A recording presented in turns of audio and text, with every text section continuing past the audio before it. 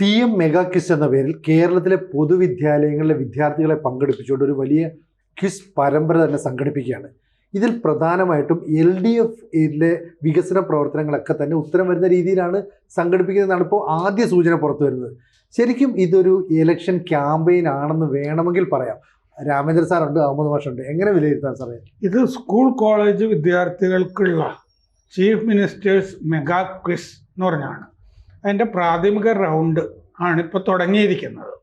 ഈ chief ministers എന്ന് പറഞ്ഞ ഈ സാധനങ്ങൾക്ക് മുദ്ര കൊത്തുന്നത് ഇതിനു മുമ്പ് കണ്ടിരുന്നത് ഈ MC ശിവശങ്കർ ഉണ്ടായിരുന്ന കാലത്തെ ഒരു IT വിദഗ്ധനെ ചീഫ് മിനിസ്റ്റേഴ്സ് എന്തോ എന്നും പറഞ്ഞിട്ട് നിയമിച്ചിരുന്നു. അയാളുടെ പരിപാടി ഈ സ്വപ്ന സുരേഷിന് എയർ ടിക്കറ്റ് ബുക്ക് ചെയ്യുക, എറണാകുളത്തുണ്ടായിരുന്ന ഒരാൾ, ഇതൊക്കെയാണെന്ന് ആ കാലത്തെ വാർത്തകളിൽ വന്നിരുന്നു. എന്തോ chief ministers fellow, chief ministers fellow, IT fellow എന്ന് പറഞ്ഞിട്ടൊരു സാധനം.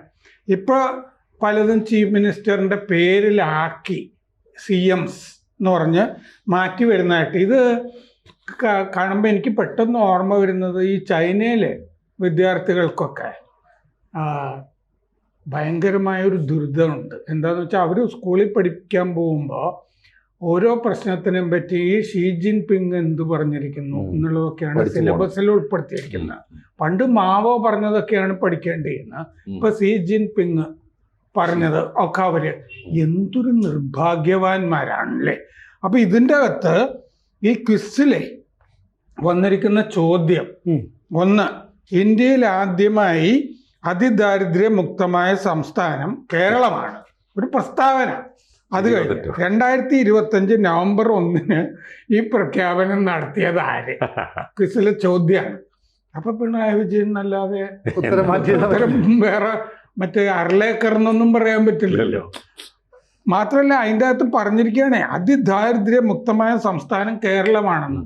ഇത് ഡിസ്പ്യൂട്ട് ഉണ്ടല്ലോ, ഇത് പൊട്ടത്തെറ്റാണെന്നുള്ളത്. 2, എല്ലാവർക്കും ഭൂമി, എല്ലാവർക്കും രേഖ, എല്ലാ സേവനങ്ങളും സ്മാർട്ട് ഏത് വകുപ്പിന്റെ ആപ്തവാക്യമാണ് അല്ലേ? റവന്യൂ എന്നല്ലാതെ വേറെ ഉത്തരവില്ല. പിന്നെ സമ്പൂർണ്ണ വൈദ്യുതീകരണം എന്ന നേട്ടം കേരളം കൈവരിച്ച വർഷം. ഇങ്ങനെയാണ് ഈ ക്വിസിന്റെ കാര്യങ്ങൾ പോകുന്നത്. അപ്പോൾ 2016 മുതൽ 2026 വരെയുള്ള ഭരണ നേട്ടങ്ങൾ ആസ്പദമാക്കിയാണ് ഈ ചോദ്യങ്ങൾ മുഴുവൻ തയ്യാറാക്കിയിരിക്കുന്നത്. എന്ന് പറഞ്ഞാൽ ഇത് പിള്ളേര് പഠിച്ചുകൊണ്ടിരിക്കുമല്ലോ കുടുംബത്തില്. ഇത് കേട്ടിട്ട് മാതാപിതാക്കൾ പോയി LDFന് കുത്തണം. അതാണ് അരിവാൾ ചുറ്റിയ നക്ഷത്ര ചിഹ്നത്തിൽ അവർ കുത്തണം. കാരണം ഇത് മറ്റവരുടെ ബ്രെയിനിലേക്കും കൂടി കയറണം. മാതാപിതാക്കളുടെ കുട്ടികൾ ആണല്ലോ ഇന്ന് ഏറ്റവും നല്ല. അപ്പൊ നമ്മുടെ പിണറായി അപ്പൂപ്പന് എത്ര നല്ല ആളാണ് അമ്മേ എന്നവർ ചോദിക്കണ്ടേ കുട്ടികള്. അതിനുള്ളൊരു വിദ്യയാണ് ഈ സംഭവം.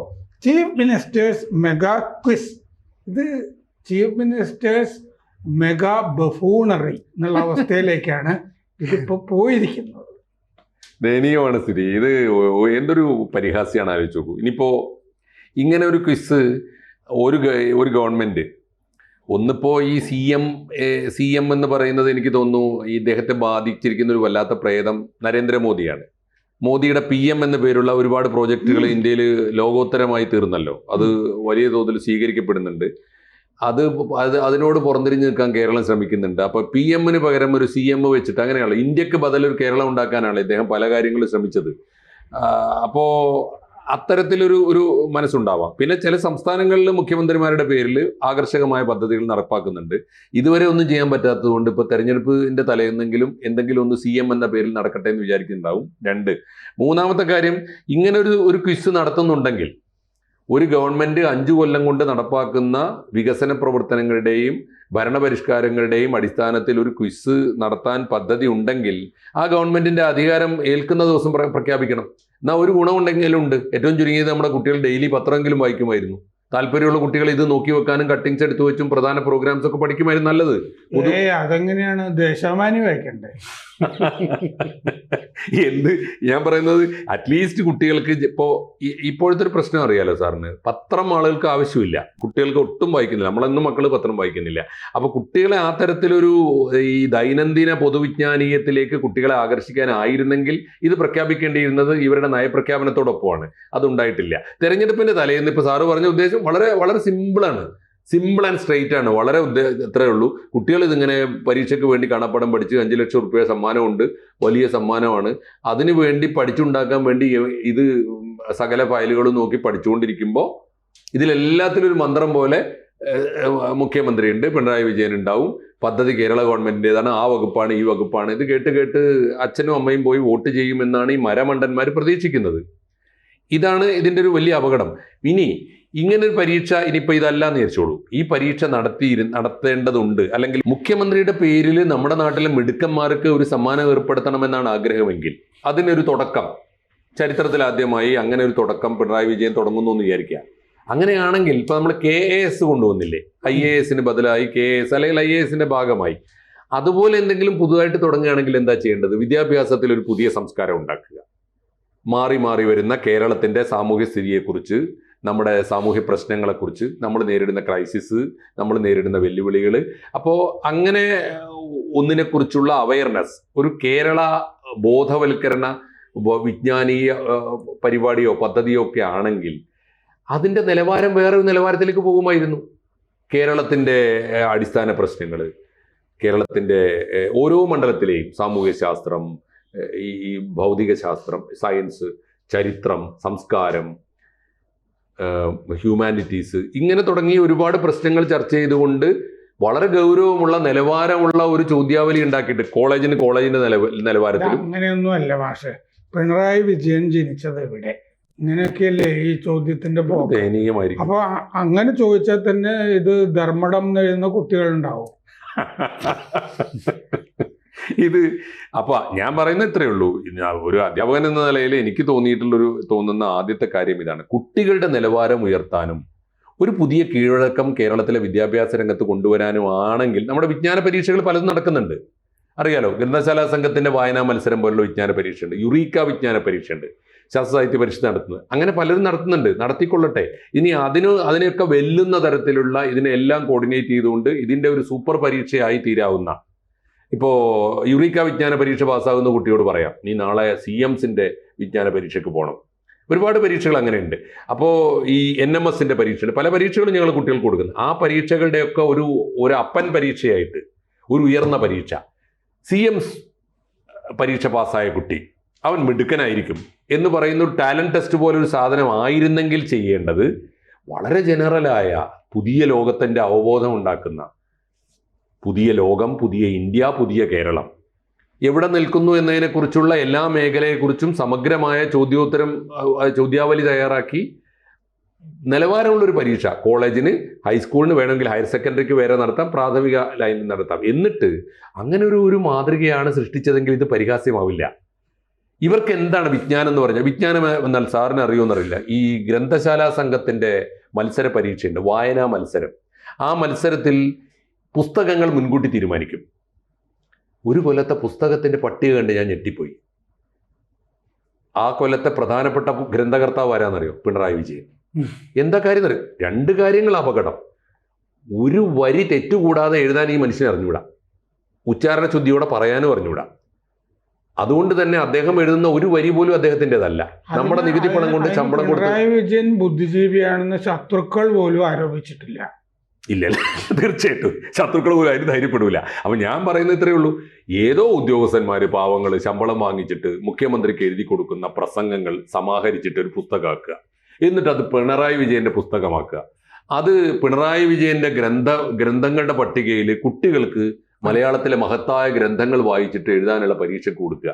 ഈ മാതിരിയുള്ള ഏറ്റവും വൃത്തികെട്ട ഒരു തട്ടിപ്പായിട്ട് ഈ പരിപാടി മാറൂലേ? പരിഹാസ്യമാവൂലേ? അല്ല സാർ, ഇപ്പൊ ഈ മെഗാ ക്വിസ് എന്ന് പറയുന്നത് ഈ വിദ്യാർത്ഥികൾക്ക് ശാസ്ത്രാവബോധം വളർത്താൻ അല്ലെങ്കിൽ ജനറൽ നോളജ് വർദ്ധിക്കാനൊന്നും അല്ലല്ലോ. ഇത് ശരിക്കും പറഞ്ഞാൽ വരുന്ന നിയമസഭാ തെരഞ്ഞെടുപ്പിൽ LDF പിന്നോക്കം പോയിട്ടുണ്ടെങ്കിൽ അങ്ങോട്ടേക്ക് കടന്നു വരാൻ വേണ്ടിയിട്ട് ഒരു PR വർക്ക് നടത്തുന്നു. അത് നമ്മുടെ പുതിയ കാലഘട്ടത്തിലെ വിദ്യാർത്ഥികളെ ഉപയോഗിച്ച് നടത്തുന്നു എന്ന് പറയുന്ന തരംതാണ ഒരു പരിപാടി സർക്കാർ തന്നെ വിദ്യാലയങ്ങളോട് നടപ്പാക്കും. യാതൊരു തർക്കമില്ല. പക്ഷെ ഇപ്പോൾ എനിക്ക് തോന്നുന്നു വന്ന് ബുദ്ധിപൂർവമല്ലാത്ത ബുദ്ധിപൂർവമല്ലാത്ത പരിഹാസ്യമായ നടപടികൾ ഒന്നൊന്നായി നടപ്പാക്കുന്ന ഒരു കോക്കസാണ് പിണറായിക്ക് ചുറ്റുമുള്ളത്. ബുദ്ധിപൂർവ്വം ചെയ്യാമായിരുന്നെങ്കിൽ എന്തെല്ലാം ചെയ്യാനിരിക്കുന്നു കേരളത്തിൽ. ഇത് ഇലക്ഷന് വേണ്ടി അല്ലല്ലോ എന്ന് പോലും തോന്നുന്ന മട്ടിൽ. ഇതിപ്പോ നവകേരള സർവേ എന്ന് പറഞ്ഞിട്ടേ മുതിർന്നവർക്കുള്ള ഒരു സർവേ എല്ലാ വീട്ടിലും വന്നിട്ടെ, ഈ സർക്കാർ മഹത്തായ സർക്കാരായിരുന്നു 10 കൊല്ലം അതൊക്കെയാണ് എന്ന് പറഞ്ഞിട്ടേ ഒരു മുതിർന്നവരെ പഠിപ്പിക്കാനായിട്ടൊരു സാധനം ഈ തെരഞ്ഞെടുപ്പ് കാലത്ത്, അതായത് തെരഞ്ഞെടുപ്പ് പെരുമാറ്റച്ചട്ടം നിലവിൽ വന്നാലും തുടരാവുന്ന വിധത്തിലാണ് ഇത് പ്ലാൻ ചെയ്തിരിക്കുന്നത്.